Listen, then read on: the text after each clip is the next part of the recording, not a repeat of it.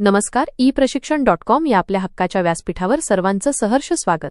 तुमच्या कष्टाच्या प्रवासाचा आरसा म्हणजे तुमचे सेवा पुस्तक, ज्यातील प्रत्येक अचूक नोंद तुमची निवृत्ती अधिक सुखकारक आणि सन्मानजनक बनवेल.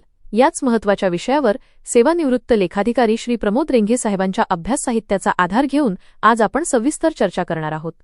आजच्या या सत्राचा मुख्य उद्देश किंवा जे आपलं मिशन आहे ते हेच आहे की एका कंटाळवाण्या वाटणाऱ्या प्रशासकीय पुस्तिकेचे रूपांतर कर्मचाऱ्याच्या संपूर्ण आयुष्याच्या आणि निवृत्तीच्या नकाशात कसे होते हे समजून घेणे. अगदी बरोबर. आणि यातील अपूर्ण नोंदींमुळे होणाऱ्या आर्थिक नुकसान कसे टाळता येईल हेही आपण पाहणार आहोत. चला हे थोडं समजून घेऊया, कारण ही 50 मुद्द्यांची यादी खरोखरच डोळे उघडणारी आहे. नक्कीच. या 50 मुद्द्यांच्या यादीतून आपल्याला हे स्पष्ट होतं की प्रशासनाचा गाडा कसा चालतो आणि कर्मचाऱ्यांचे अधिकार कागदोपत्री कसे सुरक्षित ठेवले जातात. या अभ्यासातील सर्वात लक्षवेधी बाब मला ही वाटली की श्री रेंघे साहेबांनी सेवा पुस्तकाची केलेली एक अप्रतिम तुलना. त्यांनी सेवा पुस्तकाला थेट चित्रगुप्ताची चोपडी असं म्हटलं आहे.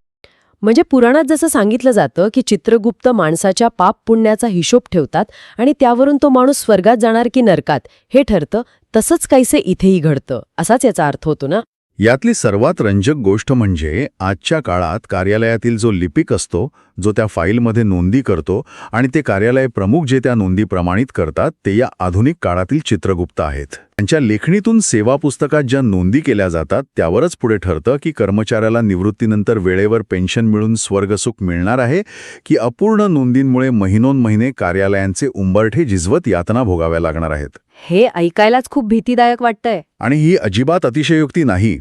ज्या दिवशी एखादा कर्मचारी सेवानिवृत्त होतो त्याच दिवशी त्याला त्याचे सर्व सेवानिवृत्ती लाभ मिळणे अपेक्षित असते. पण जर या चोपडीत काही त्रुटी असतील तर नाहक आर्थिक आणि मानसिक त्रासाला सामोरे जावे लागते. त्यामुळेच या सेवा पुस्तकाची पायाभरणी कशी होते हे पाहणं महत्त्वाचं ठरतं. आपल्या साहित्यामध्ये टप्पा 1 हा पायाभरणीचा मानला आहे. यात कोणकोणत्या प्राथमिक नोंदी असतात? पायाभरणी म्हणजे नोकरीचा पहिला दिवस. यात प्रथम नियुक्तीचा आदेश आणि दिनांक नोंदवला जातो. ही नियुक्ती स्थायी स्वरूपाची आहे की अस्थायी हे स्पष्ट लिहिलेलं असावं लागतं. आणि वैद्यकीय प्रमाणपत्र सुद्धा. हो, यासोबतच नोकरीत रुजू होताना दिलेले वैद्यकीय प्रमाणपत्र हे अत्यंत महत्त्वाचे असते. त्याची नोंद इथे होते. आणि मला सांगा, या टप्प्यावर चारित्र्य पडताळणी किंवा पोलीस व्हेरिफिकेशनचा मुद्दाही येतो ना, तो किती महत्त्वाचा आहे? अतिशय महत्त्वाचा. विभाग प्रमुखांच्या माध्यमातून हे प्रमाणपत्र मिळवणे आणि त्याची स्पष्ट नोंद सेवा पुस्तकात घेणं बंधनकारक असते. बऱ्याचदा असं होतं की नोकरी लागते पण पोलीस व्हेरिफिकेशनचं काम रेंगाळत राहतं. अच्छा, म्हणजे ते प्रलंबित राहतं. होय, आणि याची नोंद नसेल तर भविष्यात अनेक प्रशासकीय अडचणी येऊ शकतात. तसेच जर मागासवर्गीय प्रवर्गातून नियुक्ती झाली असेल तर जातीचा दाखला आणि जात वैधता प्रमाणपत्राची नोंद असणं तर अनिवार्यच आहे. त्याशिवाय ती नोकरी सुरक्षित मानलीच जात नाही.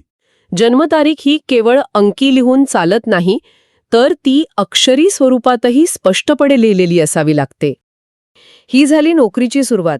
पण जसजसा काळ पुढे जातो तसतशी नोकरीत स्थिरता येते आणि प्रगतीचे टप्पे गाठले जातात. टप्पा 2 आणि टप्पा 3 याच प्रवासावर प्रकाश टाकतात. जर आपण याला मोठ्या चित्राशी जोडलं तर आपल्याला यामागील कायदेशीर आधार समजून घेणं आवश्यक आहे. बघा, प्रशासनात कोणतीही गोष्ट हवेत होत नाही. हां, नियमानुसार होते. हो, या सर्व नोंदी महाराष्ट्र नागरी सेवा आणि त्यातील सेवेच्या सर्वसाधारण शर्ती नियम 1981च्या अधीन राहून केल्या जातात. विशेषतः यातील नियम 35 ते 48 हे सेवा पुस्तकाची देखभाल, ते कसं ठेवायचं आणि नोंदी कशा करायच्या याविषयी अत्यंत स्पष्ट मार्गदर्शन करतात. म्हणजे या नियमांमुळेच या चोपडीला एक कायदेशीर कवच प्राप्त होते. अगदी बरोबर. म्हणजे हे नुसते नियम नाहीत, तर कर्मचाऱ्याची ढाल आहे. आणि हे कायदेशीर कवच असल्यामुळेच कर्मचाऱ्याला नोकरीत स्थैर्य मिळतं. सेवेतील स्थिरतेचा पहिला टप्पा म्हणजे परिवेक्षाधीन कालावधी किंवा ज्याला आपण प्रोबेशन म्हणतो, ते यशस्वीरित्या पूर्ण करणे. जेव्हा हा प्रोबेशन संपल्याचा आदेश सेवा पुस्तकात नोंदवला जातो तेव्हा एक मोठा दिलासा मिळत असावा. नक्कीच मिळतो. पण स्थिरता एवढ्यावरच थांबत नाही.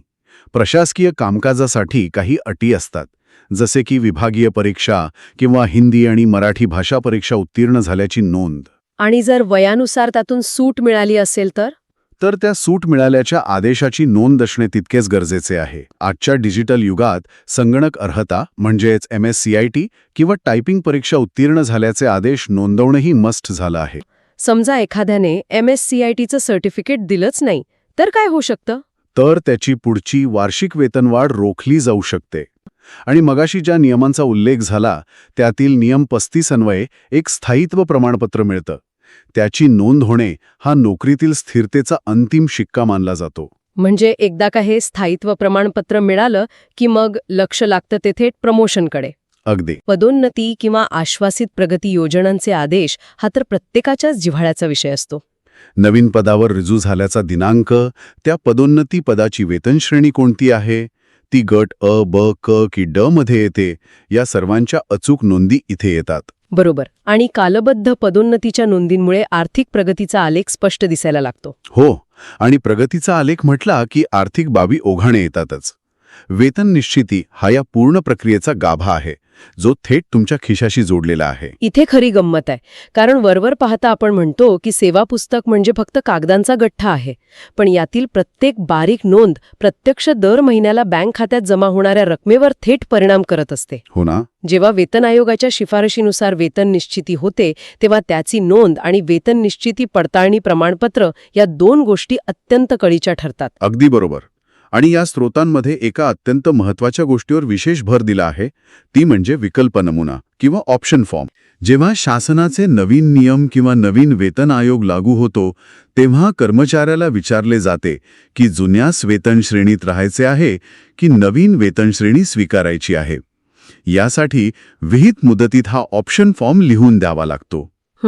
हा विकल्प कधी प्राप्त झाला त्या तारखेसह त्याची नोंद सेवा पुस्तकात असावी लागते. म्हणजे तुम्ही असं सांगताय की फक्त एका ऑप्शन फॉर्मची नोंद वेळेवर न झाल्यामुळे एखाद्या कर्मचाऱ्याचे आर्थिक नुकसान होऊ शकतं? नुकसान? लाखो रुपयांचं नुकसान होऊ शकते. जर मुदतीत विकल्प दिला नाही तर प्रशासन त्यांच्या नियमानुसार वेतन निश्चिती करतं, जी कदाचित फायदेशीर नसू शकते. त्यामुळे निवृत्तीच्या वेळी जेव्हा हिशोब होतो तेव्हा हा ऑप्शन फॉर्म दिला होता की नाही यावरून मोठी रक्कम अडकू शकते. हे खरोखरच धक्कादायक आहे. याशिवाय श्री रेंगे यांच्या साहित्यात एका अतिशय जुन्या पण महत्त्वाच्या नियमाचा उल्लेख आहे. जर एखाद्या प्रकरणी 1978च्या वेतन सुधारणा नियमानुसार पडताळणी झाली नसेल तर 1 एप्रिल 1976 रोजी पडताळणी झाल्याचा विशेष उल्लेख किंवा प्रमाणपत्र नोंदवणं बंधनकारक आहे. बरोबर. आता मला एक सांगा, हा 76चा नियम म्हणजे 50 वर्षांपूर्वीची गोष्ट झाली. आजच्या काळात याचं एवढं काय महत्त्व आहे? हा खूप इंटरेस्टिंग भाग आहे. जुन्या काळात वेतन श्रेणी अतिशय गुंतागुंतीच्या होत्या. त्यामुळे शासनाने 1 एप्रिल 1976 ही एक कट ऑफ तारीख मानली आणि त्या दिवशी सर्व कर्मचाऱ्यांचे वेतन योग्यरित्या निश्चित झाल्याचे प्रमाणित करण्याचे आदेश दिले. अच्छा. जर एखादा जुना कर्मचारी आता निवृत्त होत असेल आणि त्याच्या सेवा पुस्तकात ही 76ची नोंद नसेल तर पूर्ण 50 वर्षांचा हिशोब पुन्हा बसवावा लागतो. म्हणूनच हे प्रमाणपत्र एवढं महत्त्वाचं मानलं जातं. हे खरंच खूप सूक्ष्म आणि ऐतिहासिक निरीक्षण आहे. आणि याचसोबत दरवर्षी मिळणारी नियमित वार्षिक वेतनवाढ, काही विशेष प्रावीण्याबद्दल मिळालेली आगाऊ वेतनवाढ यांच्याही नोंदी असायला हव्यात. हो, नक्कीच. पण या अभ्यास साहित्यात एक शब्द आला आहे, मानव दिनांक किंवा डीम डेट. समजा एखाद्या ज्युनियर कर्मचाऱ्याला चुकून आधी प्रमोशन मिळालं तर हा नियम कसा काम करतो हे थोडं सोप्या भाषेत सांगा. नक्कीच. खूप सोपं करून सांगतो. समजा 2 कर्मचारी आहेत. अ हा सिनियर आहे आणि ब हा ज्युनियर आहे. काही प्रशासकीय त्रुटींमुळे किंवा कोर्ट केसेसमुळे ज्युनियर ब ला आधी प्रमोशन मिळतं. असं होतं बऱ्याचदा. नंतर जेव्हा सिनियर अ ला न्याय मिळतो तेव्हा प्रशासन त्याला आजच्या तारखेला प्रमोशन देतं, पण त्याचा प्रमोशनचा इफेक्ट मात्र त्या जुन्या तारखेपासून देतं ज्या तारखेला ज्युनियर ब प्रमोट झाला होता. म्हणजे मागच्या तारखेने. हो, या जुन्या तारखेलाच मानव दिनांक म्हणतात. जर या मानव दिनांकाची स्पष्ट नोंद सेवा पुस्तकात नसेल तर त्या सिनियर कर्मचाऱ्याला त्याची थकीत रक्कम आणि पेन्शनचे लाभ मिळणार नाहीत. आता एकदम क्लिअर झालं. म्हणजे हे सर्व मुद्दे दर्शवतात की सेवा पुस्तकाचा थेट संबंध आर्थिक प्रगतीशी कसा आहे. पण कोणत्याही व्यक्तीची कारकीर्द ही 30-35 वर्ष नेहमीच सरळ रेषेत नसते ना. अजिबात नाही. अनेक खाचखळगी आणि बदल येत असतात. हाच या साहित्यातील टप्पा 6 आहे, जो बदल्या, सेवेतील खंड आणि निलंबन यांसारख्या आव्हानात्मक परिस्थितींवर भाष्य करतो. बदल्यांचेच उदाहरण घ्या. एका कार्यालयातून कार्यमुक्त झाल्याचा दिनांक आणि नव्या कार्यालयात रुजू झाल्याचा दिनांक यांची सांगड घालणे खूप महत्वाचे असते. आणि या 2 तारखांच्या मध्ये प्रवासासाठी जो पदग्रहण अवधी मिळतो तो किती उपभोगला याचीही अचूक नोंद असावी लागते. पण इथे एक मोठा पेच निर्माण होऊ शकतो. समजा या बदल्यांमध्ये काही तांत्रिक कारणास्तव सेवेत खंड पडला. हो, आणि साहित्यामध्ये या खंडासाठी एक अतिशय जड प्रशासकीय शब्द वापरलाय, खंड क्षमापित करणे. हा क्षमापित करणे म्हणजे नक्की काय प्रकार आहे? हा शब्द जड असला तरी याचा अर्थ खूप महत्वाचा आहे. समजा एखाद्या कर्मचाऱ्याची बदली झाली, पण काही कारणाने तो वेळेत रुजू होऊ शकला नाही आणि मध्ये 10 दिवसांचा गॅप पडला. हा गॅप म्हणजे सर्व्हिस ब्रेक. जर हा ब्रेक तसाच राहिला तर त्याची आधीची सर्व्हिस पेन्शनसाठी ग्राह्य धरली जात नाही. त्यामुळे हा ब्रेक शासनाकडून किंवा सक्षम प्राधिकाऱ्याकडून माफ करून घ्यावा लागतो. या माफ करण्यालाच क्षमापित करणे म्हणतात. याची नोंद सेवा पुस्तकात झाली की पुढचा रस्ता मोकळा होतो.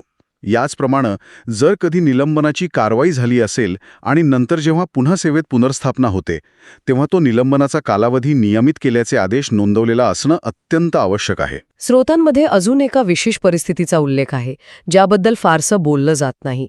जर कर्मचाऱ्याने कधी संपात भाग घेतला असेल तर त्या संपाची नोंद आणि तो संपाचा कालावधी नियमित केल्याची नोंदही सेवा पुस्तकात असावी लागते. अगदी बरोबर. याशिवाय एक मोठा विषय येतो तो स्वायत्तर सेवेचा किंवा डेप्युटेशनचा. म्हणजे जेव्हा एखादा कर्मचारी मूळ विभाग सोडून दुसऱ्या विभागात किंवा एखाद्या महामंडळात प्रतिनियुक्तीवर जातो, तो काळ. या स्वायत्तर सेवेच्या बाबतीत एक अतिशय नाजूक आणि फसवा मुद्दा असतो, तो म्हणजे रजा आणि निवृत्तीवेतन अंशदान. जेव्हा कर्मचारी दुसऱ्या आस्थापनेवर काम करतो तेव्हा त्या महामंडळाने या कर्मचाऱ्याच्या पेन्शन आणि रजेचा हिस्सा त्याच्या मूळ विभागाकडे भरणे अपेक्षित असते. म्हणजे जर त्या महामंडळाने ते पैसे भरलेच नाहीत तर निवृत्तीच्या वेळी तो भुर्दंड कर्मचाऱ्याला बसतो का? दुर्दैवाने हो. जर या रकमेच्या पावत्या किंवा नोंदी सेवा पुस्तकात नसतील तर निवृत्तीच्या वेळी पेन्शनची केस पुढे सरकत नाही. त्यामुळे मूळ विभागात परत आल्यावर या सर्व नोंदी पूर्ण असल्याची खात्री स्वतः कर्मचाऱ्याने करणे खूप गरजेचे आहे. मग या सगळ्याचा अर्थ काय? आपण आत्तापर्यंत प्रशासन, कार्यालय, प्रमुख लिपिक यांच्या जबाबदाऱ्या पाहिल्या. पण या सर्व प्रक्रियेत स्वतः त्या कर्मचाऱ्याची भूमिका काय? इथेच आपण टप्पा 7 आणि 8 कडे वळतो. एक खूप मोठा आणि धोकादायक गैरसमज अनेकदा दिसून येतो, माझं ऑफिस बघून घेईल, तो क्लार्क आहे ना तिथे, तो करेल सगळं. हा भ्रम किती घातक ठरू शकतो हे या साहित्यातून अगदी लख्खपणे समोर येतं. माझं ऑफिस बघून घेईल हा विचार खरोखरच आत्मघातकी आहे. प्रशासन त्याचे काम करत असते, पण शेवटी दस्तऐवज ज्याचा आहे त्याचेही काही कर्तव्य असते. उदाहरणार्थ रजा खाते. तुम्ही किती रजा घेतल्या, किती शिल्लक आहेत, वैद्यकीय रजा किती आहेत, या सर्वांच्या नोंदी अद्ययावत असणे गरजेचे आहे. विशेषतः काही शासन निर्णयानुसार आगाऊ जमा करावयाच्या रजेच्या नोंदी महत्त्वाच्या ठरतात. तसेच भविष्यासाठी सर्वात महत्त्वाचा भाग येतो तो म्हणजे नामनिर्देशन किंवा ज्याला आपण नॉमिनेशन्स म्हणतो. नॉमिनेशन्स हा खरोखरच अत्यंत संवेदनशील आणि महत्वाचा भाग आहे. निवृत्तीवेतन, जीपीएफ आणि गटविमा योजना या सर्वांसाठी वारसदारांची अचूक नोंद करणे अनिवार्य आहे. अगदी. कुटुंबात जर काही बदल झाले, जसे की विवाह झाला किंवा दुर्दैवाने कुटुंबातील एखाद्या सदस्याचा मृत्यू झाला, तर त्यानुसार जुने नामनिर्देशन रद्द करून नवीन नामनिर्देशन अद्ययावत करणे ही सर्वस्वी कर्मचाऱ्याची स्वतःची जबाबदारी असते. होमटाऊन डिक्लेरेशनही यासोबतच नोंदवले जाते. आणि या सर्व जबाबदाऱ्यांची परिणिती सेवा पुस्तकातील एका अत्यंत महत्वाच्या स्तंभात होते. स्तंभ क्रमांक 8. हा स्तंभ क्रमांक 8 नक्की काय आहे? या नियमानुसार दरवर्षी सेवा पुस्तकाची तपासणी करणे आणि ते अद्ययावत असल्याची खात्री करून या स्तंभ क्रमांक 8 मध्ये स्वतःची स्वाक्षरी करणे हे कर्मचाऱ्यासाठी बंधनकारक आहे. ही स्वाक्षरी म्हणजे मी माझे सेवा पुस्तक पाहिले असून त्यातील नोंदी माझ्या माहितीनुसार अचूक आहेत याची एक प्रकारची कायदेशीर पोचपावतीच असते. दुर्दैवाने अनेक कर्मचारी वर्षानुवर्षे आपले सेवा पुस्तक डोळ्यांनी पाहतही नाहीत. म्हणजे संपूर्ण प्रवासात केवळ प्रशासनावर विसंबून न राहता स्वतः जागरूक राहणे हाच सुखकर निवृत्तीचा खरा मंत्र आहे. आजच्या या सखोल चर्चेचा जर गोषवारा मांडायचा झाला तर सूत्र अगदी सोपले आहे. 50 मुद्दे आणि एक उद्दिष्ट, शांततापूर्ण निवृत्ती. अगदी बरोबर. निवृत्तीची वेळ जेव्हा जवळ येते तेव्हा अचानक धावाधाव करण्यापेक्षा काही दस्तऐवजांची पूर्तता आधीच करणं सोयीस्कर ठरते, जसे की सेवा पडताळणी प्रमाणपत्र. एका कार्यालयातून दुसरीकडे बदली झाल्यावर किंवा दरवर्षी अशी पडताळणी होणं आवश्यक आहे. तसेच ना, देय प्रमाणपत्र मिळवणे. शासनाचे कोणतेही येणे बाकी नाही, जसे की कोणतेही ॲडव्हान्स किंवा रिकव्हरी शिल्लक नाही, हे स्पष्ट करणारे हे प्रमाणपत्र पेन्शन मिळण्यासाठी अत्यंत गरजेचे असते. बिनपगारी रजा किंवा असाधारण रजेचा हिशोबही पूर्ण असावा लागतो. या सर्व 50 मुद्द्यांवर नजर टाकल्यावर एक गोष्ट प्रकर्षाने जाणवते की सेवा पुस्तक ही केवळ काही पानांची फाईल नाही, ती एखाद्या व्यक्तीच्या 35-40 वर्षांच्या कष्टाची, निष्ठेची आणि कुटुंबाच्या सुरक्षेची आर्थिक कुंडली आहे. ज्ञानाचा योग्य वापर करून या दस्तऐवजाची काळजी घेतल्यास निवृत्तीचा काळ खऱ्या अर्थाने विश्रांतीचा ठरतो. ePrashikshण.com नावाचं एक खास यूट्यूब चॅनल आहे, जे शासकीय कर्मचाऱ्यांच्या गरजा लक्षात घेऊनच तयार केलंय.